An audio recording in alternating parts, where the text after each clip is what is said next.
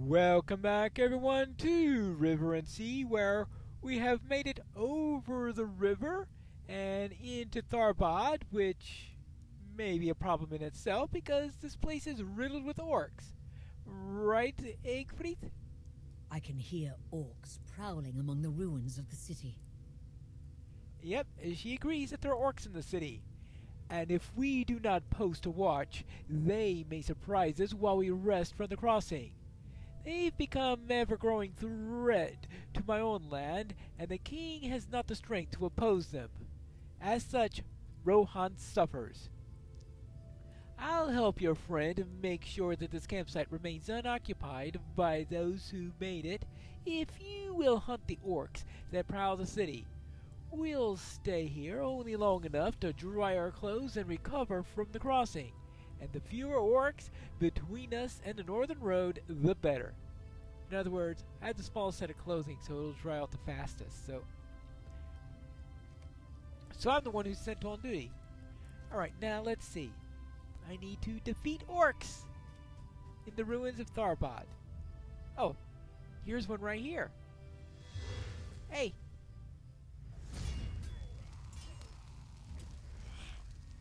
One orc down. I'm sure many more to go. Yep. More to go. Now, start with the Defiler.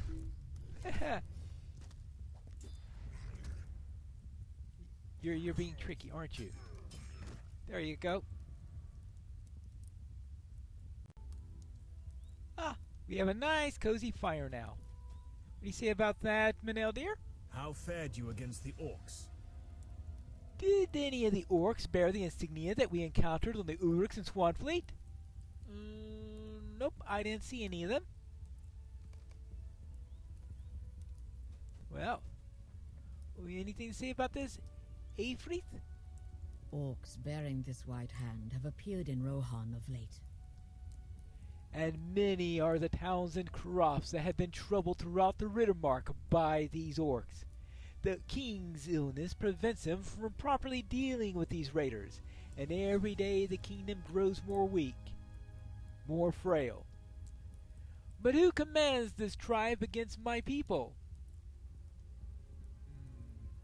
Looks like Maneldir does not want me to answer the question for now.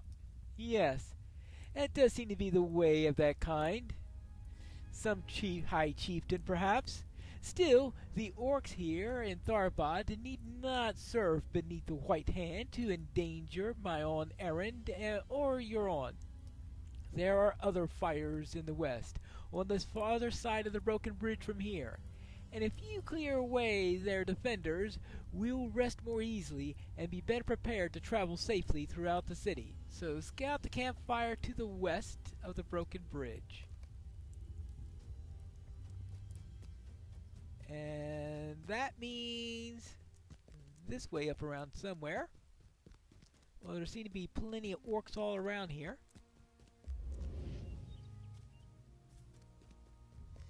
Hello?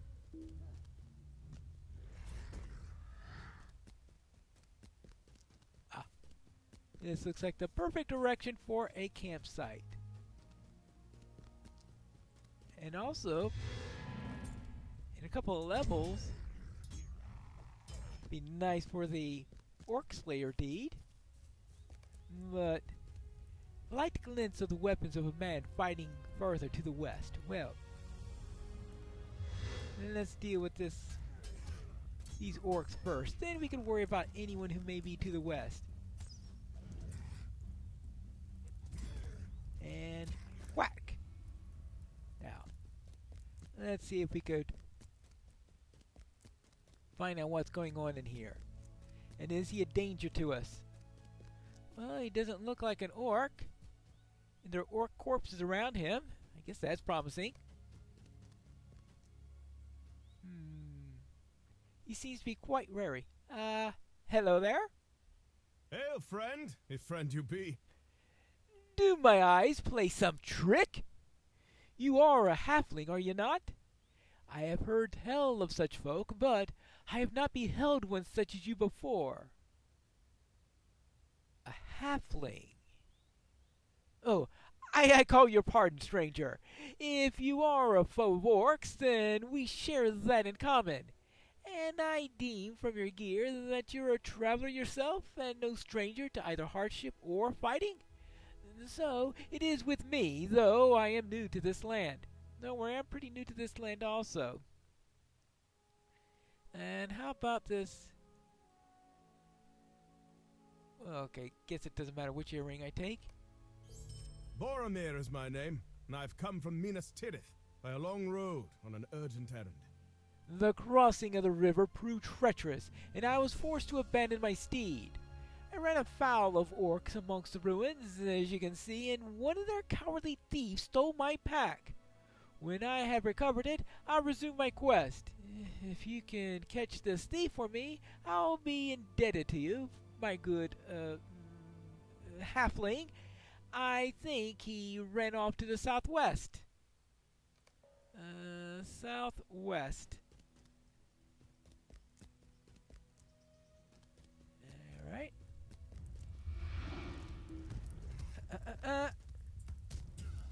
Oh, and advance is now an AoE. Ooh, nice.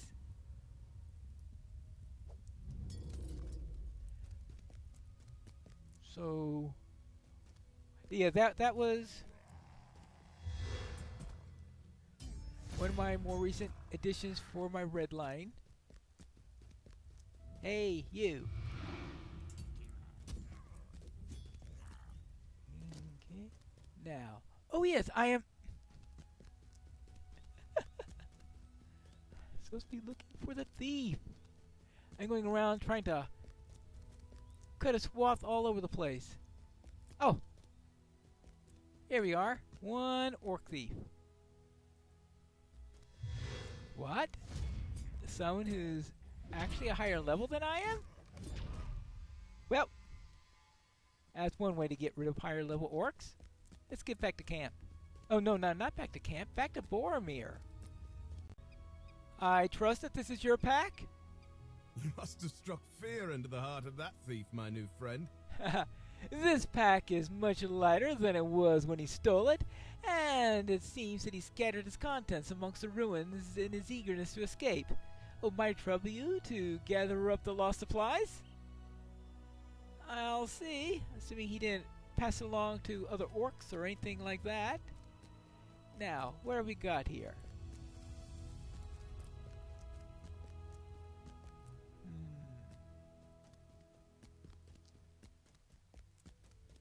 Ah, this looks like something interesting. Oh, he might be wanting to steal it himself. What is this? A bag of something. Oh.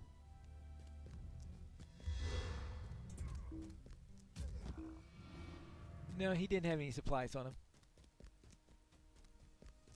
How about around here somewhere? Ah, this looks like something promising.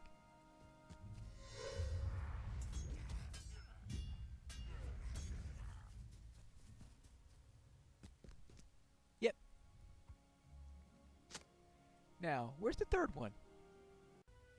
Ah, back out here. Of course, I find the middle one first. I mean, isn't that always the case? Now, take this. Well, that's all I saw. This is all I was able to find. Thank you for this, my new friend. I am in your debt. Not only that, but I must beg your pardon, for I was so surprised to see you that I didn't even ask you your name. Pray, tell me now, and forgive me the oversight. Halflings are never seen in my homeland, and I was taken aback. But I meant no offense, and mean none now. Pine Sea. It's an honor to meet your acquaintance, Pine Sea. You said that your companions are nearby? I'll join them at your fire if you think it would be welcome. If not, I'll continue on my own, but it has been a long road, and I would not turn down a friendly campfire and pleasing conversation. All right, I'll lead you right over there. It appears our little company keeps on growing. Who have you found, Pine Sea? Who comes to our fire? I did not expect to see a soldier of the Citadel this far from his homeland. Alright, so he is familiar then with this person, I guess? I suppose we'll take that. Whee! You may sit fire, Captain of Gondor, if you're willing to share with us your tale of your journey north. I'm interested to hear the reasons for it. Alright. Well, my reasons are my own, stranger, but as Piney has proven a help to me already, I'll trust that her friends are also trustworthy. I'll tell you the tale of my journey as much as your fire seems to earn. I have seen larger, brighter, and warmer, but this has proven a cold land, and even a poor fire is better than none. Wonderful. Then again, I haven't had much time next to the fire yet either. I've been too busy killing orcs and finding camps. It was in the days of June that my father Denethor, the steward of Gondor, called his sons to the White Tower. Long has my father kept watch upon the black land of Mordor, and at his command the soldiers of Minas Tirith never relaxed their vigil. The steward's commands are respected, as is right. But what man from the high walls of Minas Tirith could not see smoke rising from Mount Doom, far away, and yet still too near? In the taverns of the city they named it a fell portent, and in the high chambers of council my father agreed with his folk, though they knew it not. But none could have foreseen the onslaught that emerged from Mordor. A great force swept through Ithilien, driving our soldiers before it, and at Osgiliath we slowed its approach for as long as we could, and destroyed the bridges behind us. There was something strange about that battle, my friends.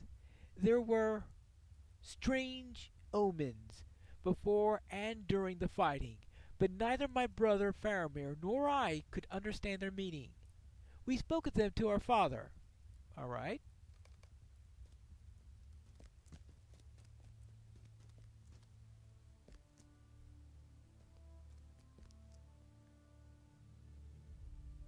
What does this mean, Father? It means that there are strange times in which we live, Boromir.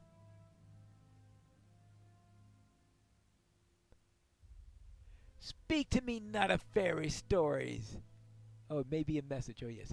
We have always measured our strength in the bright sword and the sturdy shield.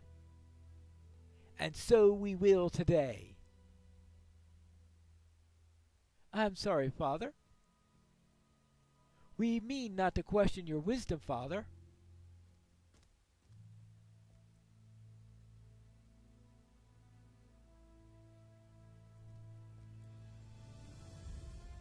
This much is clear to me, my sons. Gondor is strong, but even Gondor cannot stand forever against such evil.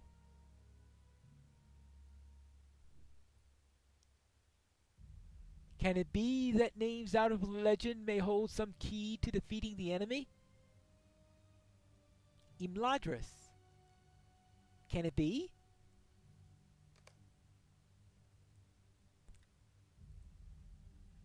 My father is wise in ways that I could never be, for I am in my very bones a fighting man.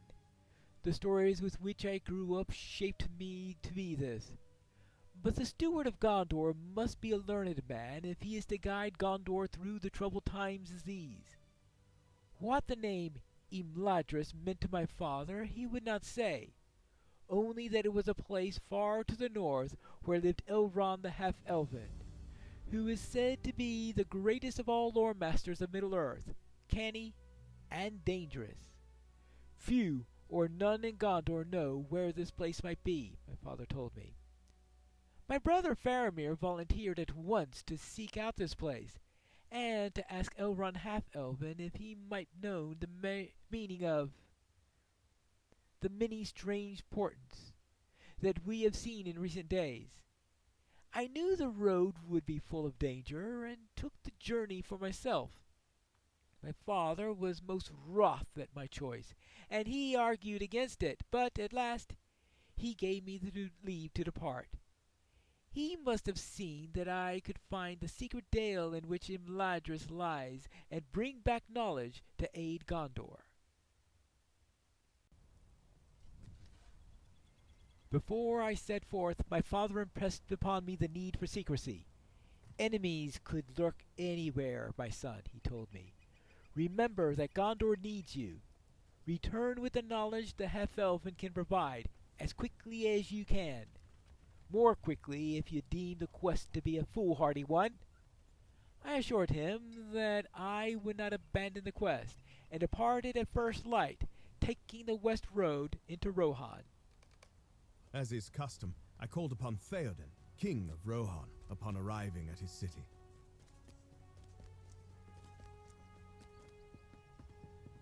Greetings to you, Boromir, son of Denethor.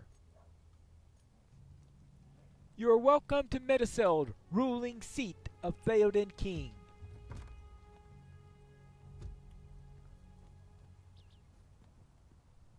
Hold! Who comes here? It is Boromir, son of the Steward of Gondor, captain of the White City. He is known to Rohan and is a friend. Is that so? These are dangerous times, and friends must be judged more carefully than before. The king is indisposed, and will see no one today. I was denied my audience with Theoden, but I did speak with others of his court. Well, first there was Hama. Theoden's door ward is named Hama. He seemed a good man. And then we have Grima Wormtongue. The man Grima had a foul look. I did not like him. Well, he's certainly in the majority on that one. And here we have Eowyn.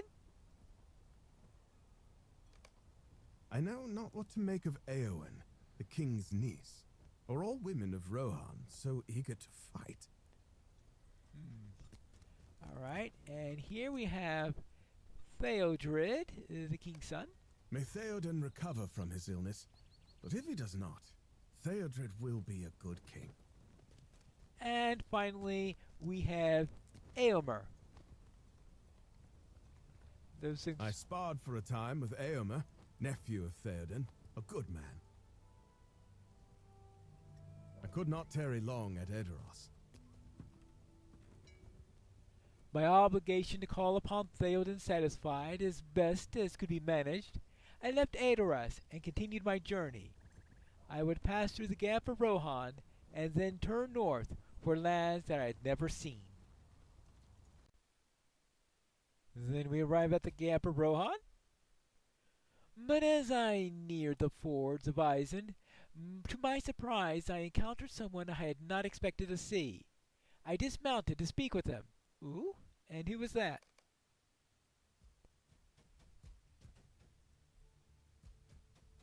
Oh.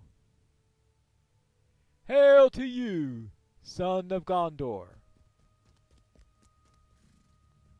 What errand brings you with such haste to my border?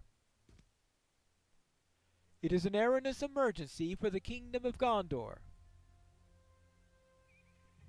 But I should not speak of it. I see. There was a time when the wisdom of wizards was much sought after. I mean no offense. I fully understand neither this need for secrecy nor my journey's purpose. What power can there be in Imladris that might aid Gondor? Imladris! You seek the haven of Elrond Half-Elven? Why? I beg your pardon, my lord, but I have said too much already. Too much, and yet nothing at all, son of Gondor. But I will not let you pass Isengard without the benefit of my knowledge. The refuge that you seek lies in a northern dale, guarded by sharp-eyed elves. If you plan to treat with the discourtesy that you've shown me, you had best turn around and save your own skin. It has been said that wizards are quick to anger. Saruman, at least, did not prove an exception. I guess not. I fear that I had offended him, but I tried not to brood upon it. I had not called upon him at his home after all. If he should leave his tower and the Vale of Isengard to interrupt my quest, let him bear the burden of my unpracticed tongue. I am a fighting man, as I have said before, and I'm unused to the ways of wizards. I resumed my journey. I was already a long way from Gondor, but there was longer to go. Saruman seems to be sticking his hands everywhere. Beyond the gap of Rohan, I saw no sign of trouble for countless miles. To me it seemed an empty land, and the days passed beneath the cloudless skies as I journeyed north. But as I descended the slopes towards the ruins of Tharbad, I knew the river crossing would be difficult.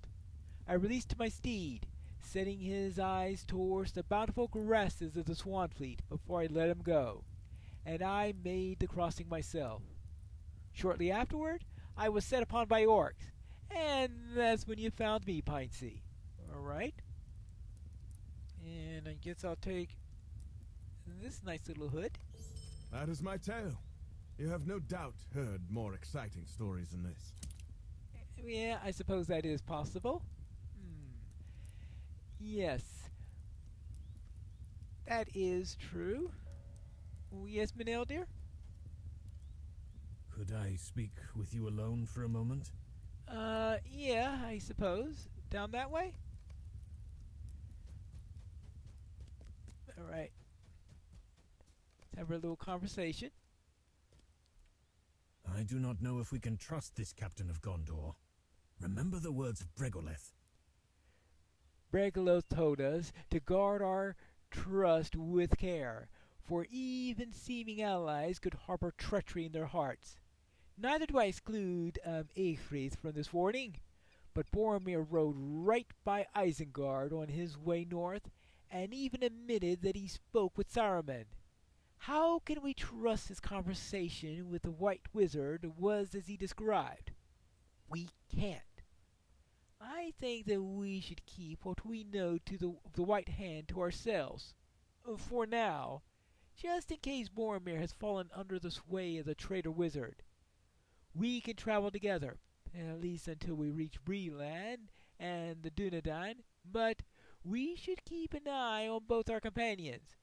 Bregoloth believed that we stood on the very precipice of danger, and I think that she spoke true. Here, take this map of Cardolan, show it to the others, and see what they could recommend for our course. You mean these two people who have never been to Cardolan before? Well, then again, you would think that Meneldir would know more about Cardolan than any of us, right? What do you say, Boromir, about our course? You've decided we should travel together. I believe that your friend will suggest that we should not, but I find the idea agreeable. For now. Should my own course not align with yours, I will depart and without any hard feelings. My own journey's end lies in a hidden dale, Piney, further north than this map tells. Perhaps Meneldir will unveil a second map when we draw nearer to the Breeland, and that one will mark my destination? But perhaps not. My father said that the dale was hidden. Well, what do you say about this, Afreet? It pleases me to hear that Beneldir will not turn away the captain of Gondor. I've heard that the men of Gondor are warriors strong and true, and in past days that they have been hearty friends of Rohan, and we of them. Let me see. These names are unfamiliar to me, Pine Sea, so different from those of my own land. I can't begin to understand how to speak some of these place names aloud. Boromir isn't the only one of us who is far from their homeland. I will follow Meneldir until we find the Rangers of the North, for Rohan lies withering while I'm away, and I can't return with the thing that I seek. I fear that the kingdom will die. Well, what do you say about that? Then we are agreed? Our road leads north. Our road leads north, and that means that we must pass through the city and travel north along the Greenway towards Breeland. We should defeat more of the creatures that lie between us and the northern walls of the city, and I suggest that we scout the gaps in the encircling wall at several locations before we leave Tharpad behind us. Once that's been accomplished, we can meet up just north of the city to plan our future course. Very well, defeat foes and do some scouting, which is what we'll do in the next episode of River and Sea.